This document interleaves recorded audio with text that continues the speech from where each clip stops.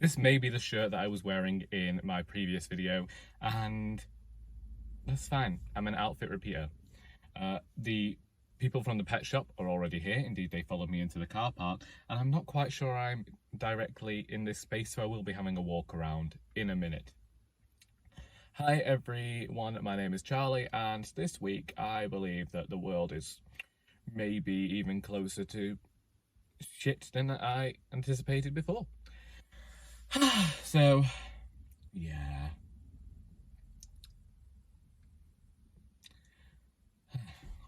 How did I put it on Instagram last night? Il mondo è rotto e io ne sono stufo. The world is broken and I am fed up with it. For somebody who has always had a disdain for humanity, as mentioned last week and indeed regularly on this channel, it constantly astounds me when certain humans go on to prove themselves to be exactly who I thought they were. And I wouldn't say that there is any complacency amongst people. There are many people out there who will tell you not to get complacent. There are many people who will tell you that just because something is there currently does not mean that it will always be there. Indeed, I am talking about the Supreme Court in America. Now, people might be thinking, Charlie, you don't have an horse in this race. You're right. I don't. Similarly, I didn't have a horse in this race when I talked for a moment about gun laws a few weeks ago. People might say, Charlie, you're English. You ought to be looking closer to home and how many people are fucking up over here. And the thing is, I do that regularly.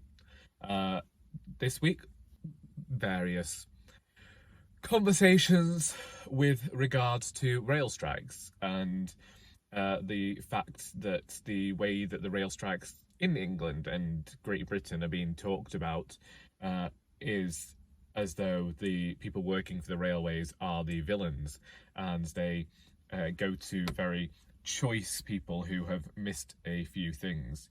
And what the people who are having their lives disrupted don't realise is this is to emphasise the importance of the work that the people working on the railways do.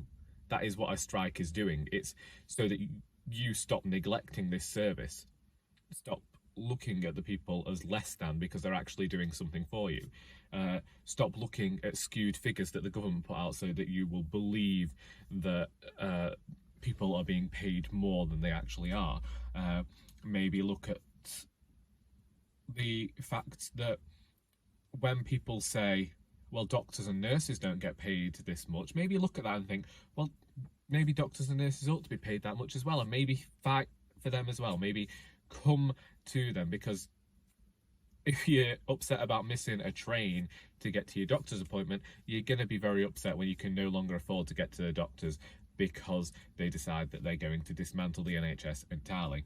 But that's another tale for another day, which, you know, currently Supreme Court overturning Roe vs. Wade emphasises that if America can do it, Boris ain't usually that far behind. And no matter how much he says he wants to protect women's rights, do you really believe him?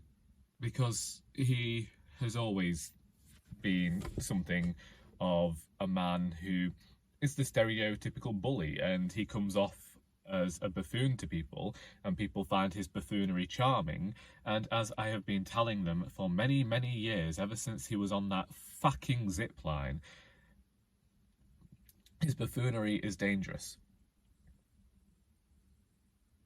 There is many, many a man out there who will get exceptionally funny, tell jokes, and use that to hide that they're actually a very mean-spirited individual, because they get you on side with humour to then try and be mildly controlling or a supreme dick.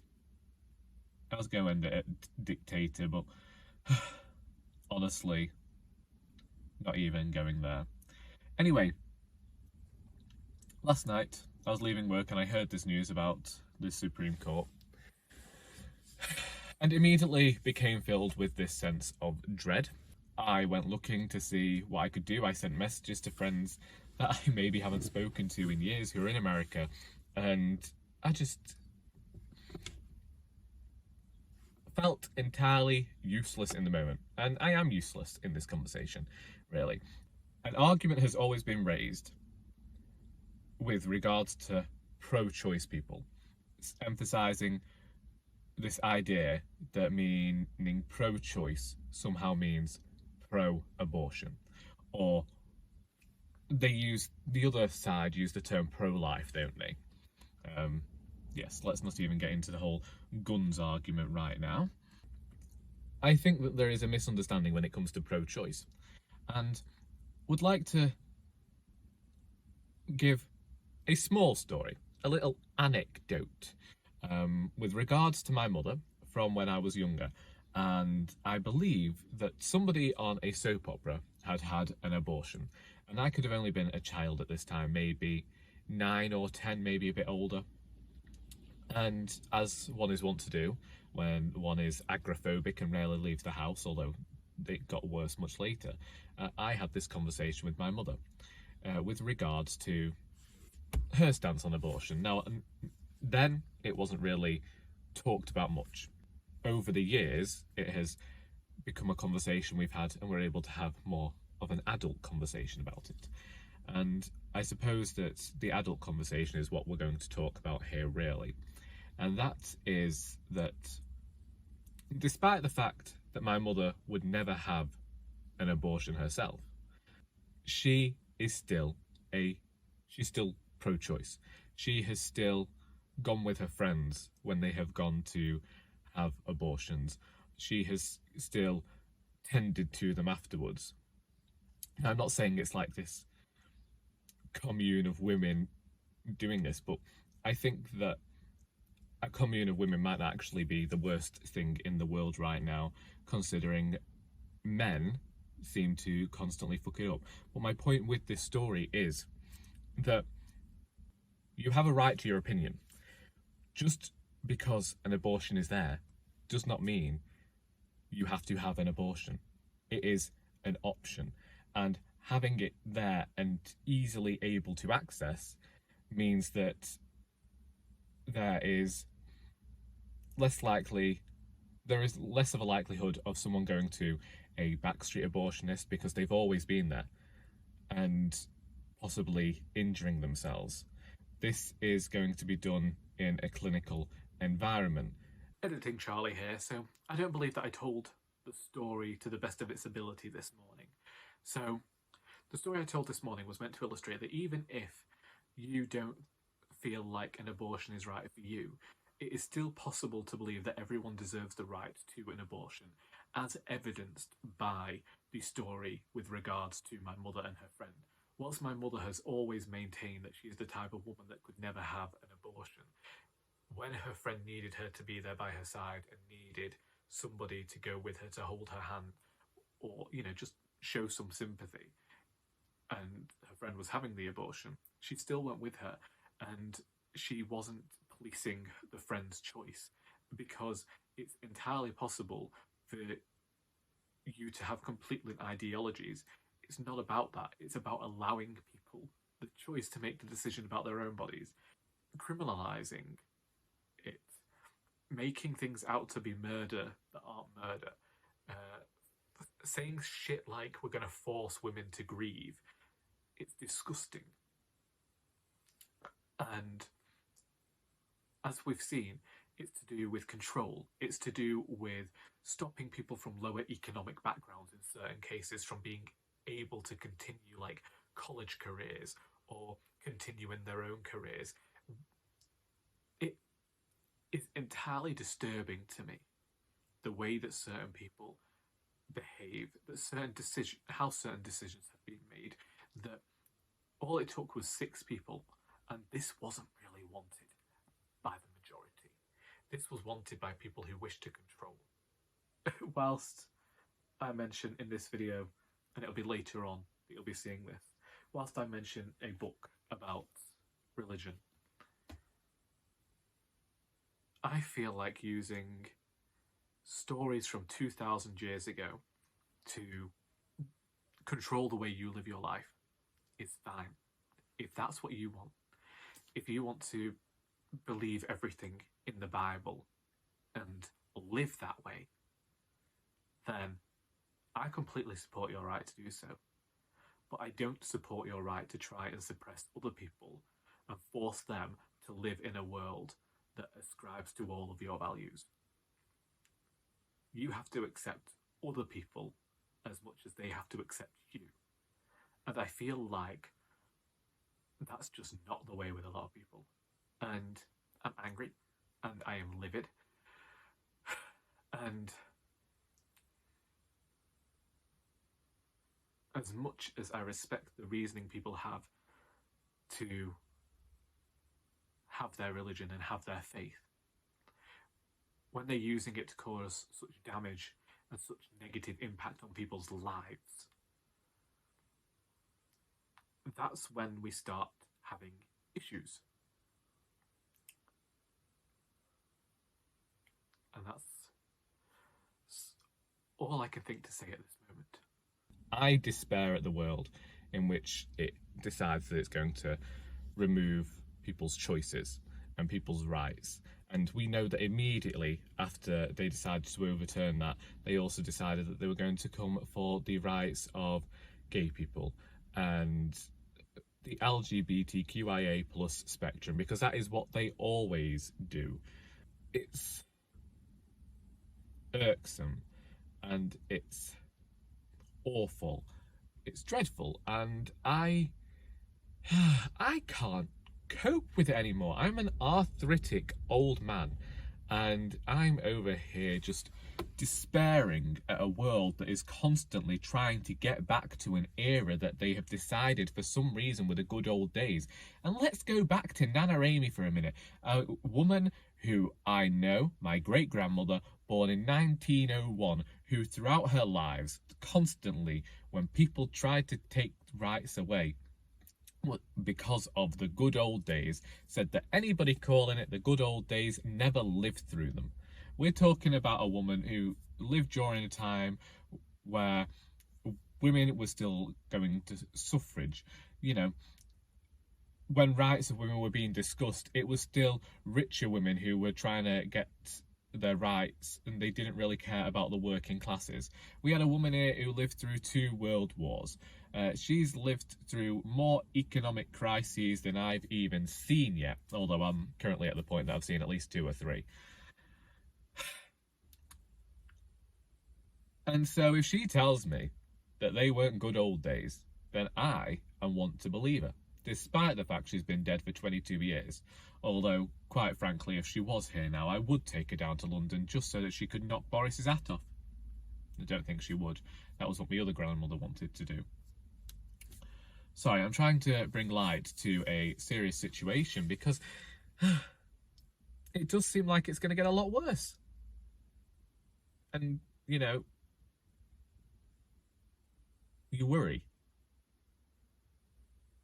Because I wouldn't be surprised if we didn't hear soon of first arrest made.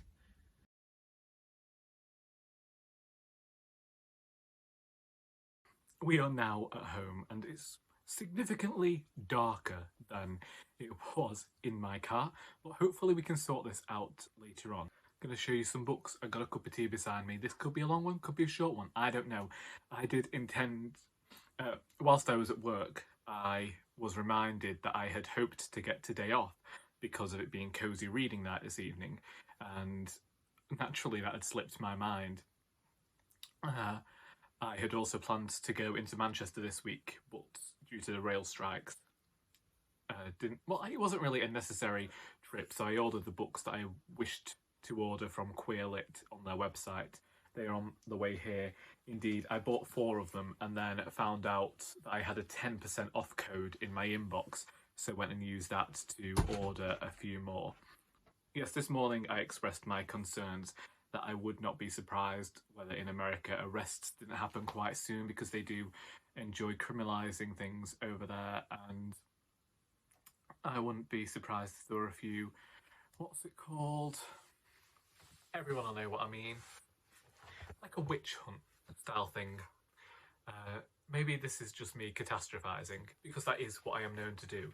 I hope that it doesn't happen. I hope that things sort themselves out, but at the moment it does feel like this hugely tragic, dreadful moment. And as soon as it happened, as I said last night, I got this feeling of dread and sickness. Not because it's going to affect me personally, but because of the people I know who live in America who it could affect. And I constantly hate this idea of everyone wanting to take a step backwards. We have it in Britain where people are constantly talking about values that we held in the 1950s and not liking the way the world changed. The argument even arose today at the shop, which wasn't really an argument, it was somebody making a statement about how the LGBTQIA plus people are not going to force them to not call themselves a specific role. And as I pointed out, that had nothing to do with gay rights at the time or any sort of LGBTQIA plus individual.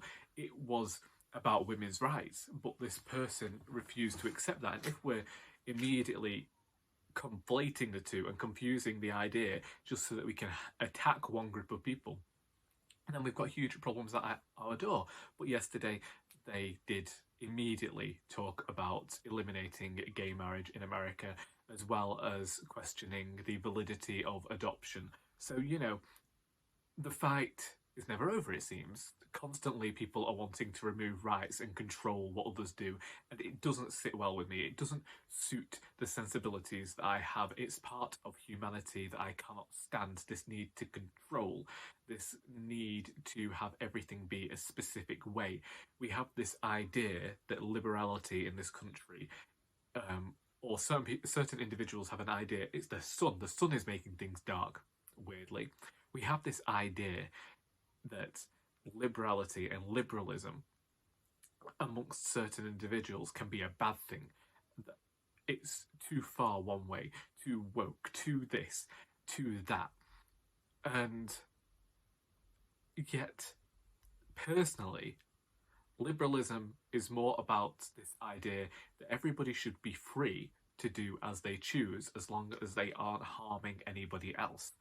And too often, we're seeing this as, well, there's too much chaos surrounding being liberal, because if you can't package something up and you can't give it a name and you can't understand something, then there is an issue there. There is something at fault, and because somebody doesn't understand it, they either wish to eliminate it or they wish to control it to a point in which it no longer exists.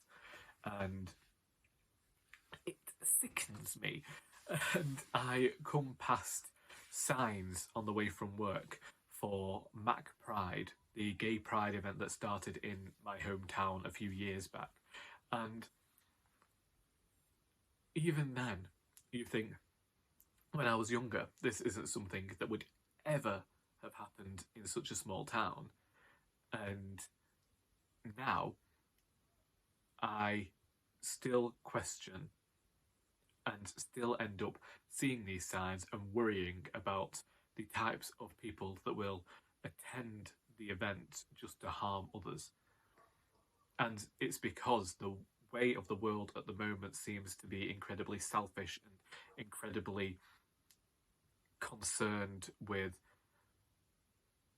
controlling marginalized individuals, because it feels like for a lot of people they've had this loss of control, so they've got to automatically try and blame somebody else. They can't blame the government, they can't do anything about that, so they get angry and fight in other ways and go after people who they should be helping. And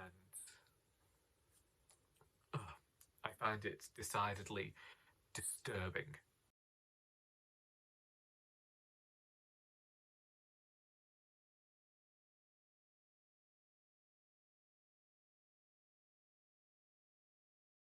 I have received a parcel in the post, so I'll open that for you.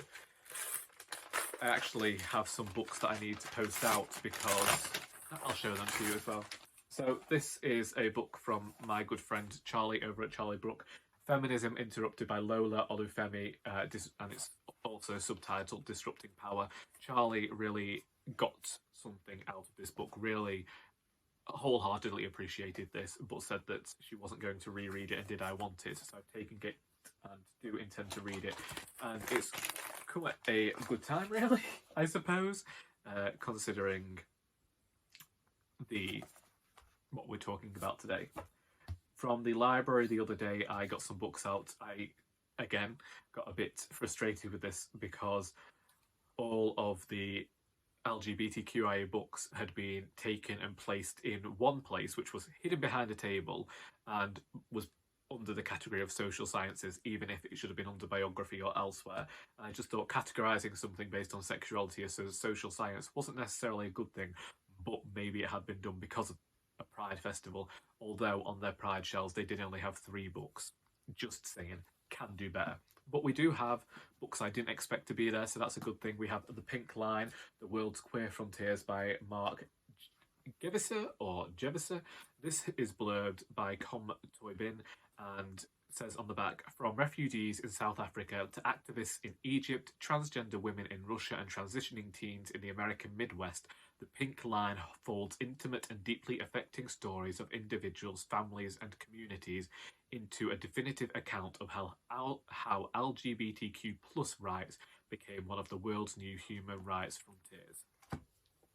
Quite a hefty book, but I just read Polari and I read more queer non-fiction this month and decided that currently it's a genre that, not a genre, currently it's something I want to read more of. So I also got Queer Intentions by Amelia Abraham, A Personal Journey Through LGBTQ plus Culture, and The Book of Queer Prophets, curated by Ruth Hunt. This one was stacked beneath religion, so that was a good thing. And I believe that the Book of Queer Prophets is all to do with queer people's experiences with faith and the sometimes way that this can... their experiences of religion, faith and sexuality, it says on the back. So, yes, as somebody who isn't really religious but appreciates hearing other people's thoughts on it, it will be interesting. And they even got some books from the charity shop today. So yesterday evening I was on the till, so was unable to sort them, but because I'm off after today until Friday due to an event I have at Congleton Library, I had to get them sorted because the man who comes and collects our ragged books is in on Monday.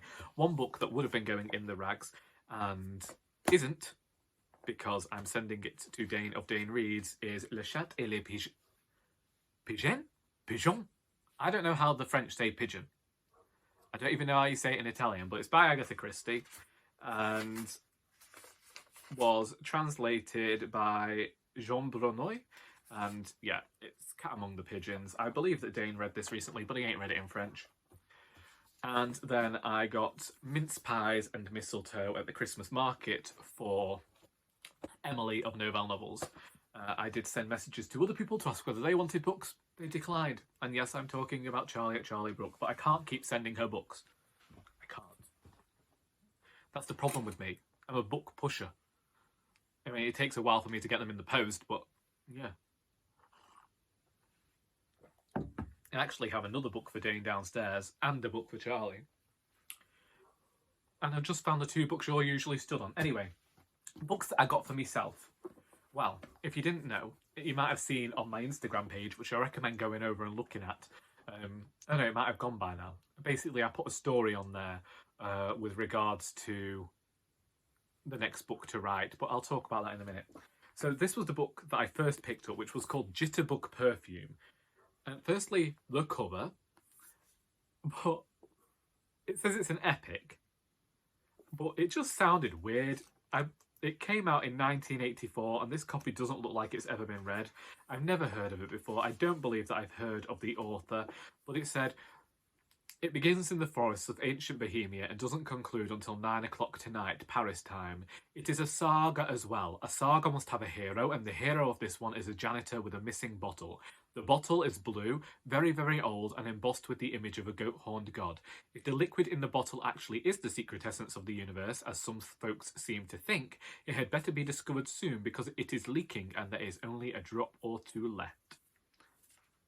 I don't know. It sounded weird, and I like weird sometimes. I also got Salt by Jeremy Page, which is set in Norfolk salt marshes and seems to be about somebody who is trying to piece together their history. But apparently it was humorous and there may be something like a fairy tale. I think it does say somewhere in here that somebody has reinvented the fairy tale. And I do not know who mentioned this book years ago. I never expected to see this book come into a charity shop, so as soon as I saw it, I decided I had to get it. And this is Prozac Nation, Young and Depressed in America by Elizabeth Wurtzel. Now this is from the 1990s, I am certain. Yes, 1995 it was published, and this edition came out in 1997 with a foreword by the author. It's a memoir of, I believe, as it says, a young, depressed woman, which it says here, Prozac Nation is a collective cry for help, which is both harrowing and hilarious. It gives voice to the high incidence of depression amongst young people who are fully entrenched in the culture of divorce, economic stability, and AIDS. I saw this on somebody's channel, either last year, I've seen it before, and I know that I said about reading it. So it seems that the universe decided to send it my way. That's one thing that we can always fall back on, isn't it? When the world has gone to absolute shit, is books. When the world has gone completely roto, we can always read, as long as reading doesn't lead to complacency. So, the next book that I wish to write, I have no idea. This is why I went to Instagram and placed a poll in my stories. If it's still there when you're watching this video, maybe go over and vote yourselves. But it's been an issue ever since I was writing Royally Doris, maybe even before that. I know that the next two books that I want to write are set at the same time. They are both set in Partridge Mews. One is the charity shop novel. This is a standalone novel. This does not have any links to any of my other books. It is about a young queer man working at a charity shop, struggling to find his place in the world. He inadvertently ends up involved in a bit of a scheme led by a local crime boss when someone donates a suitcase full of cash to the charity shop, and rather than put it inside because it's the end of the day, he puts it in his car ready to take into the shop the next day. Something happens that means that this is misplaced, with quite a few £1,000s in it. Then he ends up with certain people within this crime syndicate, let's call it, coming after him and terrorising the shop whilst he goes in search of the suitcase. It's a black comedy, really. As I say, it's more about exploring this young man who is just not a crossroads in life, because that's always the thing in fiction, isn't it? He has aspirations that he can't achieve. And the entire book is planned out, deals with love, failed love, more death, loss, that sort of thing. And then you have the next Alice book, the second murder mystery, that does have a title. It has a plot, but it's not yet planned. The book begins with Alice breaking up with her boyfriend after not seeing him for 2 months, and he says that she can't do that because his grandmother has just died, having fallen from a cruise liner into the ocean. She is lost at sea. So when a dead woman turns up in the local supermarket freezer, who happens to be this dead grandmother, Alice begins to question whether or not her recent ex-boyfriend might be a killer. However, soon things point out that the woman in the freezer is not the dead grandmother, and somebody might have just stolen her identity. And that's where we go from there. If you want to choose which one I should write, which one, give me any advice on that, then do feel free to do so in the comments, because I have absolutely no idea. Part of me thinks that I'd like to write the charity shop book because I want to write a standalone, but I also don't have any idea what's... I don't seem to be able to craft this character's voice. I don't know how to write this world, because when it comes to a charity shop, it feels very much like a community, and I'm trying to single out a character here, and I don't know whether it should be more of a character piece, but I've also not done like a proper ensemble casting in fiction before, so I don't know whether it's giving myself biting off more than I can chew. Whereas with Alice, I know the voice, but I don't have the plot. Well, I don't have the plan, and I think that it'd be great to have the next Alice book out, but at the same time, I did say that I didn't really want to be working on series, but so I have a lot of conflicting opinions in my head. So any advice, any opinions over which you think I should go to, yes, please feel free to do that in the comments. On Wednesday, I had an Italian conversation with una signora. Guardavo il film I soliti ignoti per la nostra conversazione. Solo una donna non parla di film. So I watched a 100-minute film before our conversation to chat about I soliti ignoti. Also, translated into English, there is the film that was a English dub called Bad Day on Madonna Street. I didn't have any English subtitles on this film because my remote's broken, and so had to sit there with absolutely no idea what was going on, only to not actually talk about the film anyway, which I thought we were doing. Either way, it may be my last Italian conversation for a while. We don't know. She says she's going to try and see whether she can get the internet while she's in Italy so we can continue our conversations. But I do know of a few dates in July already that I can't do. Yesterday, before all of this news that came out from America, Muna released their new album, and I might have woken up early to listen to the entire thing in bed. Well, actually, I listened to the songs that I hadn't heard before in bed, watched the new music video called What I Want, which currently I might have listened to about 8 times, which is a lot for me, considering I was at work during the day. But I listened to the entire album on the way to work, and then whilst I was pottering about in the shop. Then I listened to the entire album on the way home. Then I listened to some of the album on the way to work, recorded here, and then listened to the rest on the way back. And I will probably be watching the music video again tonight if I don't settle down to do cozy reading night. I just rather adore Moon as a band, and I don't know what it is about this third album, but it feels the most mature in terms of sound, and it also, the lyrics, I don't know, the lyrics felt as though they were a bit more poetic this time, but also it was sometimes like listening to Europop from the 1990s with some of the songs. And I don't know, some of the songs at first I didn't like, and then after I've listened to them, well, at least 5 times for some of them, I've got on board. It could easily become like Death by Rock and Roll by the Pretty Reckless for an album that I just keep listening to back and forth to work until I grow sick of it.